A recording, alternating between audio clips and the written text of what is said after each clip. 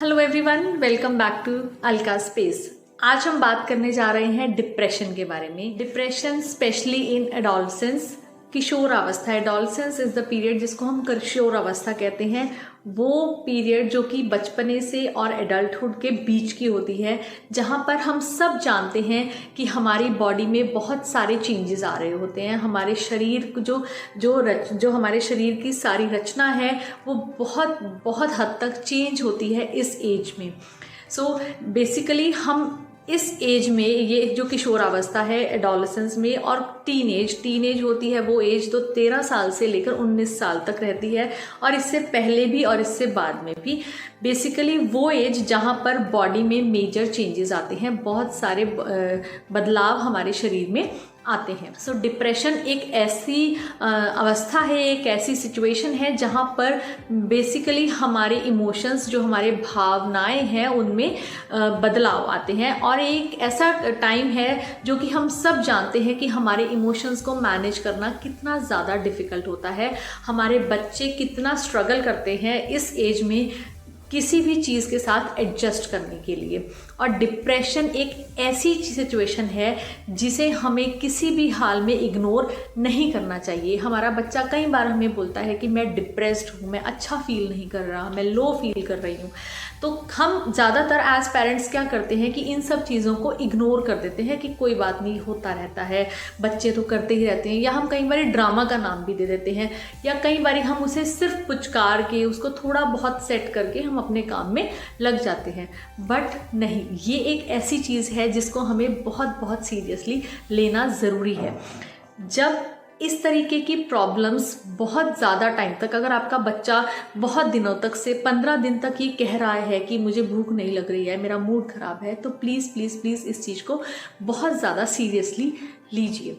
अब सिम्टम्स क्या हैं, क्या लक्षण है कि एक बच्चे में डिप्रेशन हो सकता है। हम ऐसे ही तो किसी चलते फिरते बच्चे को नहीं कह सकते ना ये डिप्रेस्ड है, क्योंकि डिप्रेशन एक बहुत बड़ी टर्म है जिसको हम बहुत ज़्यादा ईजिली यूज़ नहीं कर सकते कि हाँ ये बच्चा तो डिप्रेशन में है। डिप्रेशन शुरू होने से पहले कुछ ऐसे लक्षण होते हैं जिन्हें हम किसी भी हाल में इग्नोर नहीं कर सकते, जैसे कि पूरा दिन किसी बच्चे का मूड खराब रहना, ज़्यादा सोना या बिल्कुल ही नहीं सोना, किसी भी तरीके की एक्टिविटीज़ से, एंटरटेनमेंट से, जहाँ पर मज़ा आए उन चीज़ों से दूर रहना, सारा दिन थके रहना, भूख ना लगना या फिर बहुत ज़्यादा खाने लग जाना, सारा दिन थकान महसूस होते रहना, बच्चों के साथ, अपने पेरेंट्स के साथ, अपने फ्रेंड्स के साथ, किसी के भी साथ बात करने का मन ना करना, अपने आप को किसी भी काबिल ना समझना, कॉन्फिडेंस बिल्कुल लो लेवल पे आ जाना।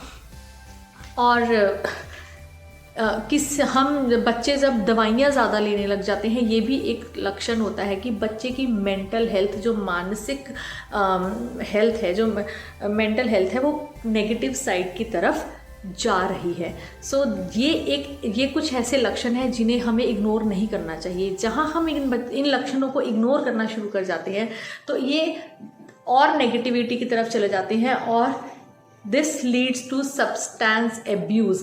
सब्सटेंस एब्यूज़ क्या होता है? शराब, alcohol in any form, tobacco, तंबाकू का सेवन, एल्कोहल का सेवन, ड्रग्स का सेवन। ड्रग्स सिर्फ वो ड्रग्स ही नहीं है जो लीगली बैन है, इवन जो लीगल ड्रग्स हैं, जैसे बहुत ज़्यादा स्लीपिंग पिल्स, नींद की दवाइयाँ ले लेना, भूख की दवाइयाँ ले लेना, एंग्जाइटी पिल्स जिसे हम कहते हैं कि मूड अप करने की दवाइयाँ ले लेना, ये भी इन लक्षणों के बाद आने वाले चेंजेस में से एक हैं, जिसे यहाँ तक पहुँचने के बाद हमें समझ में आता है कि ये हमारे बच्चे के साथ हो क्या एक्चुअली। लेकिन इन सब में घबराने की ज़रूरत नहीं है, बस थोड़ा सा ध्यान रखने की ज़रूरत है बिल्कुल स्टार्टिंग में, कि बच्चा जब स्टार्ट करता है ये ऐसे बिहेवियर्स, तो हम बच्चे के लिए क्या कर सकते हैं। सोशल प्रेशर्स, जब समाज की तरफ से बहुत ज़्यादा प्रेशर्स होते हैं, कुछ एनवायरमेंटल फैक्टर्स, कुछ हद तक जेनेटिक फैक्टर्स भी इन सब चीज़ों के लिए ज़िम्मेदार होते हैं। बट सबसे ज़रूरी चीज़ समझने की बात यह है कि डिप्रेशन बहुत धीरे आता है और बहुत धीरे ही जाता। हमें उस सिचुएशन को बहुत शांति से, बड़ी पेशेंस के साथ हैंडल करना ज़रूरी है। अगर हम खुद ही इतने ज़्यादा एक्साइटेड हो जाएंगे। अगर हम खुद ही अपने इमोशंस को उस वक्त हैंडल नहीं कर पाएंगे तो हम अपने बच्चे की हेल्प कैसे करेंगे। चाहे हम एक टीचर हैं, चाहे हम एक पेरेंट हैं, हमें अपने बच्चे की हेल्प बहुत शांति से खुद अपने आप को शांत करके काम करके ही करनी ज़रूरी है। इस तरीके से बहुत ज़्यादा एक्साइटेड होके, घबरा के, चिल्ला कर कभी भी इस प्रॉब्लम का सलूशन आप नहीं ढूंढ सकते। लेकिन एक्चुअली जब हम बात करें कि ये डिप्रेशन होता क्यों है, क्या वजह है कि बच्चे इतनी जल्दी डिप्रेशन में चले जाते हैं। आजकल इतना कॉमन है, अगर आप न्यूज़पेपर उठाइए, अगर आप गूगल कीजिए तो पूरे वर्ल्ड के जो अच्छी डेवलप्ड कंट्रीज़ के भी बच्चे हैं वो भी डिप्रेशन में जा रहे हैं। क्या रीज़न है? सबसे पहले बड़ा रीज़न, सबसे जो कॉमन चीज़ है, जो मतलब सब में बड़ा, हर जगह आपको यही रीज़न मिलेगा कि हम इस एज में, स्पेशली जो टीन एज है, जो एडोलेसेंस एज है, हम इस एज में एक्सेप्टेंस की बहुत ज़्यादा उम्मीद करते हैं। हम चाहते हैं कि हमें हर कोई लाइक करे, हम पॉपुलर हो जाएं, हम फेमस हो जाएं।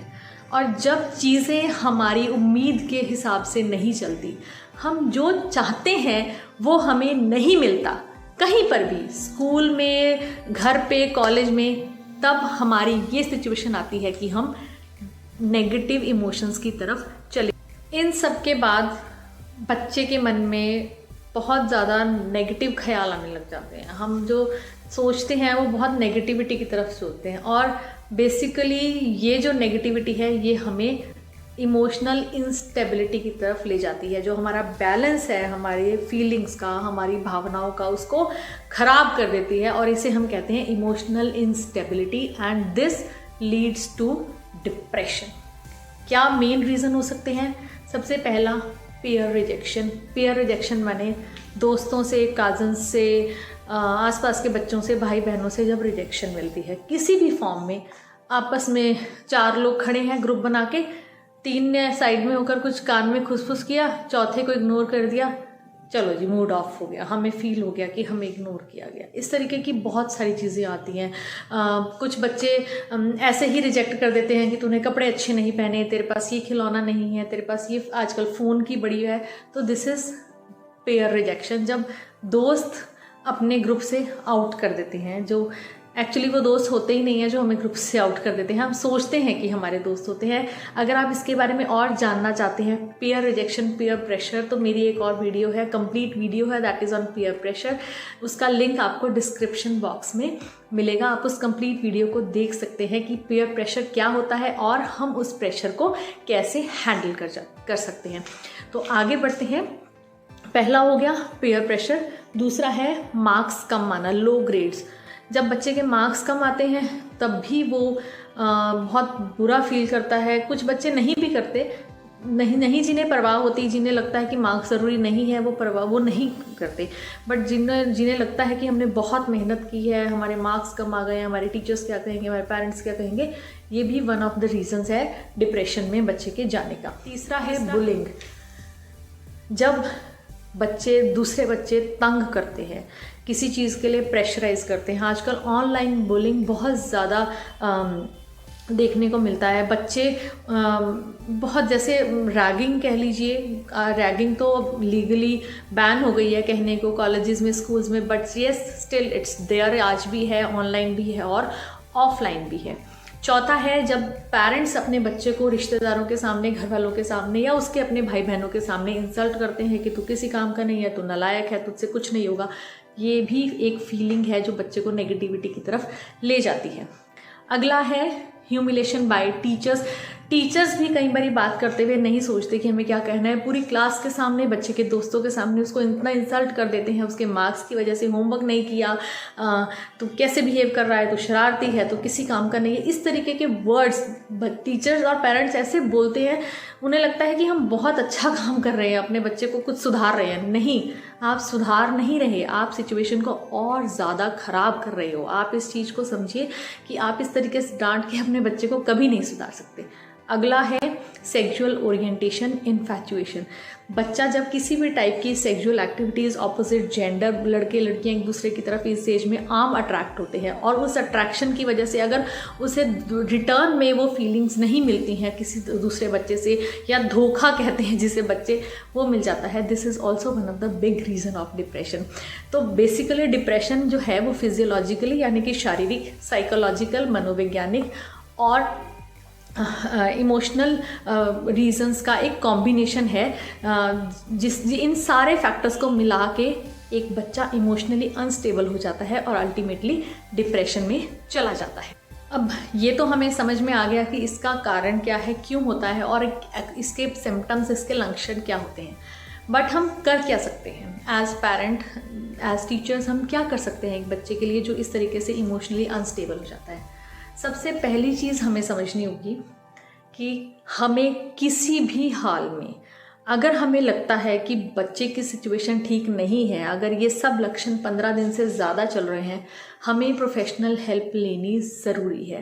प्लीज़ इस चीज़ को इग्नोर कभी मत कीजिएगा। किसी रिश्तेदार से बात करना, किसी से बात करना सब ठीक है, अगर आपको लगता है कि आपको कोई गाइड सही कर सकता है, ठीक है, बट प्रोफेशनल हेल्प को, प्रोफेशनल असिस्टेंट को आप लोग इग्नोर नहीं कर सकते इस केस में, क्योंकि अगर आप इग्नोर करेंगे तो आप अपनी सिचुएशन को, अपने बच्चे की सिचुएशन को और ख़राबी की तरफ ले जाएंगे। सो काउंसलर, स्कूल काउंसलर भी हो सकता है, कोई क्लिनिकल साइकोलॉजिस्ट, अगर ज़्यादा ज़रूरत है तो साइकेट्रिस्ट की हेल्प लेना भी ज़रूरी है। और ये बात तो बहुत ज़रूरी है समझनी कि डिप्रेशन ना ही एकदम आता है और ना ही एकदम से जाता है, और ना ही कोई जादू की छड़ी है जिसे आप घुमाएंगे और डिप्रेशन ठीक हो जाएगा। डिप्रेशन कभी भी 1 दिन, 2 दिन, 3 दिन में नहीं आता। डिप्रेशन आना, इमोशनली अनस्टेबल होना एक बहुत स्लो प्रोसेस है, धीरे धीरे धीरे आता है और ये जाता भी धीरे धीरे है। और आपको सबसे ज़रूरी काम क्या करना है, शांत रहना है, काम। अगर आप शांत नहीं रह सकते तो आप बच्चे को शांत कभी भी नहीं कर सकते। आपके बच्चे के टच में रहिए, keep in touch with your child, उससे रेगुलरली पूछते रहिए कैसे हो बच्चा, how are you feeling, directly indirectly जैसे सिचुएशंस डिमांड कर। अगर आपका बच्चा बार बार इरिटेट हो रहा है कि मुझसे क्यों पूछ रहे हो बार बार, आप मुझे शांति से रहने क्यों नहीं देते, दिस इज़ वेयर जहाँ आपको सबसे ज़्यादा पेशेंस की ज़रूरत है। और एक बार आपका बच्चा आपके साथ बात करने लग जाए, उसको सिर्फ एक कान चाहिए जो उसे सुने, एक कंधा चाहिए जिस पर सिर रखकर वो रो सके। रिमेंबर, अपने बच्चे को रोने से मत रोकिए, let the emotions vent out, बाहर निकलने दीजिए उसके इमोशंस, उसको डांटिए मत कि तू सारा दिन रोता रहता है क्या है। इंस्टेड उस इमोशंस का, उस रोने का शांति से कोई हल ढूंढिए, और हल यही है कि आप उसकी प्रॉब्लम को सुनिए। जब वो आपसे बात करने लग जाए, जब वो आपको बताने लग जाए अपनी सिचुएशन, एकदम से रिएक्ट करना ज़रूरी नहीं है। ये क्या किया तूने, ये कर दिया, तू इस वजह से इस सिचुएशन में है, मैं तुझे पहले ही कहती थी या कहता था ये करे होगा तो ये हो जाएगा। इन बातों से आप अपने बच्चे को और ज़्यादा पीछे की तरफ धकेलोगे, वो आपसे दूर जाएगा और अपने आप से भी दूर जाएगा। सो हर चीज़ में रिएक्ट करना छोड़ दीजिए। अपने बच्चे को कभी भी ये रियलाइज़ नहीं होने दीजिए कि उसके अंदर कोई कमी है, कोई फ्लॉ है।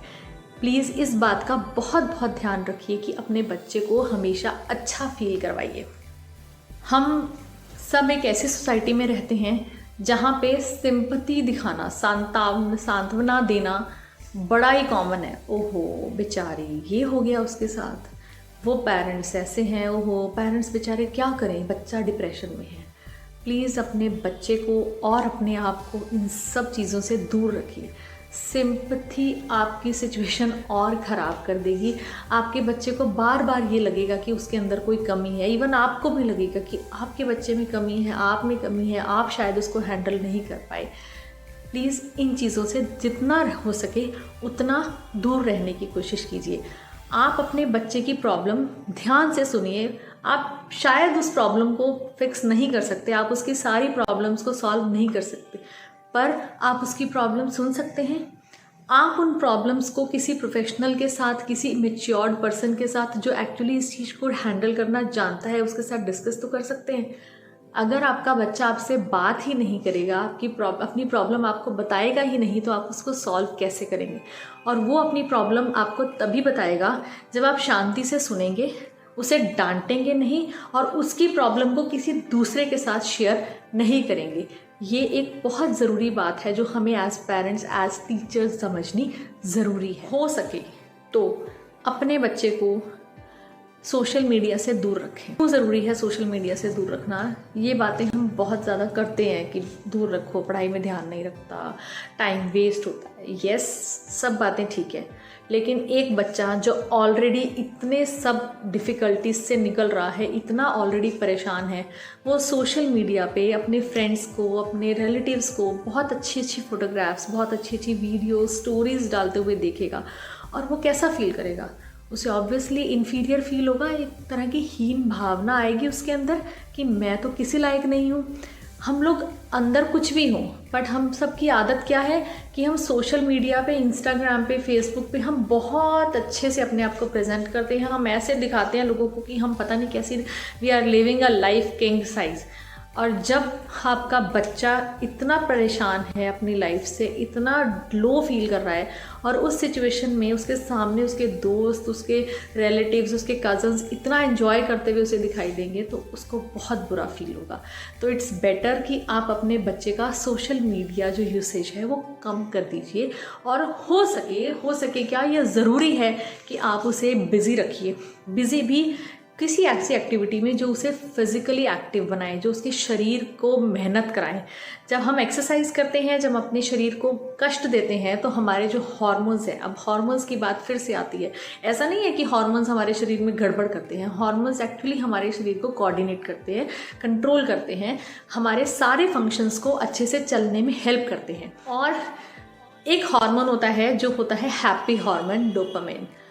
डोपामिन लेवल्स एक्सरसाइज से, फिज़िकली अपने आप को हिलाने डुलाने से, कसरत करने से एक्चुअली डोपामिन लेवल इंक्रीज़ होता है। तो आपके पास दो चीज़ें आ जाएंगी, इस चीज़ के दो बेनिफिट होंगे।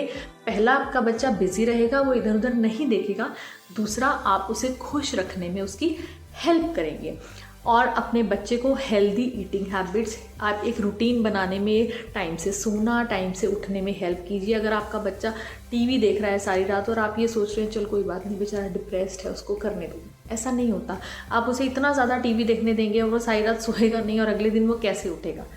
आप अपने बच्चे का रूटीन बनाने में उसकी हेल्प कीजिए। एक चीज़ और है, हम बहुत लेक्चर देते हैं अपने बच्चे को, तेरा रूटीन नहीं है, तू प्लान नहीं करता, किसी काम का नहीं है। एक बात अपने आप से पूछिए, मम्मा आपका रूटीन कहाँ है? आपका प्लान कहाँ है डैड? क्या आप कुछ प्लान करते हैं? अगर आप प्लान करते हैं, क्या उसे कभी एग्जीक्यूट करते हैं? आपको बहुत थोड़ा सा हार्श लग रहा होगा, मेरे वर्ड्स मेरे रूड लग रहे होंगे, बट जो काम हम खुद नहीं करते वो हम बच्चे से कैसे एक्सपेक्ट करेंगे करने में? चाहे वो डिप्रेशन में है या नहीं है, वो एक बहुत नॉर्मल लाइफ जी रहा है, बट जब भी हम जो भी करते हैं वो पहले हमें खुद करना पड़ेगा, उसके बाद हमारे बच्चे करेंगे। वो हमें ऑब्जर्व करेंगे, देखेंगे, तभी वो कुछ सीखेंगे। बोलने से, लेक्चरिंग से कभी कोई बच्चा नहीं सीखता। अपना रूटीन खुद बनाएं। और ये याद रखें कि हम सब की लाइफ में उतार चढ़ाव आते हैं, we all go through ups and downs, लेकिन शांति से, समझदारी से ही हम इन चीज़ों को हैंडल कर सकते हैं। अगर हम अपनी खुद की प्रॉब्लम्स नहीं फिक्स कर सकते, प्रॉब्लम्स हमारी क्या है कि हम अपने इमोशंस को ही कंट्रोल नहीं कर सकते, हम चिल्लाते हैं, हम रोते रहते हैं, हाय हमारे बच्चे के साथ क्या हो गया, हम दूसरों के साथ बार बार बात करते रहते हैं, हम सिंपैथी लेने की कोशिश करते हैं, ये हमारी प्रॉब्लम है। हम जब इन प्रॉब्लम्स को हैंडल नहीं कर सकते तो हम अपने बच्चे की प्रॉब्लम्स को कैसे सॉल्व करेंगे? सो किसी को भी किसी भी तरीके से ब्लेम करने की कोई ज़रूरत नहीं है कि किस वजह से हुआ है, क्यों हुआ है। पेरेंट्स भी ऑफन आपस में एक दूसरे को ब्लेम करते हैं कि तूने ध्यान नहीं दिया, मदर कहती है फादर ने ध्यान नहीं दिया, फादर कहते हैं मदर ने ध्यान नहीं दिया। No, this is a joint responsibility. आप किसी एक पेरेंट को, किसी को भी ब्लेम नहीं कर सकते हो हर सिचुएशन में। यस, सिचुएशन में भी डिफरेंट, हर जगह कुछ ना कुछ, हर फैमिली की सिचुएशंस अलग होती हैं, बट हर केस में हमें किसी को भी ब्लेम करने से पहले अपने अंदर झांकना चाहिए। अगर दूसरा पेरेंट एफर्ट नहीं करता है, क्या आप करते हैं? If I am a mother, if my husband is not putting up the efforts, am I putting the efforts? So if I am not putting the efforts, I do not have the right, मुझे कोई हक नहीं है कि मैं अपने बच्चे के फादर को ब्लेम करूँ कि उसने एफर्ट्स पुट नहीं किए। So do not blame anybody, just focus on the solution. ये देखिए कि करना क्या है। जब आप ये देखेंगे करना क्या है और कैसे करना है, समझदारी से काम लेंगे, आपके बच्चे की, आपकी प्रॉब्लम्स आराम से सॉल्व हो जाएंगी। और प्लीज़ दोबारा कह रही हूँ, इस केस में किसी भी तरीके की जल्दबाजी करना ठीक नहीं है। डिप्रेशन बहुत स्लोली आता है, धीरे धीरे आता है, और ये जाता भी धीरे धीरे है। और प्रोफेशनल हेल्प लेना कभी भी मत भूलिए। So this is all about depression. अगर आपको वीडियो पसंद आया है तो इसे लाइक शेयर ज़रूर करें और अलका स्पेस को सब्सक्राइब भी ज़रूर करें। Thank you and have an next day.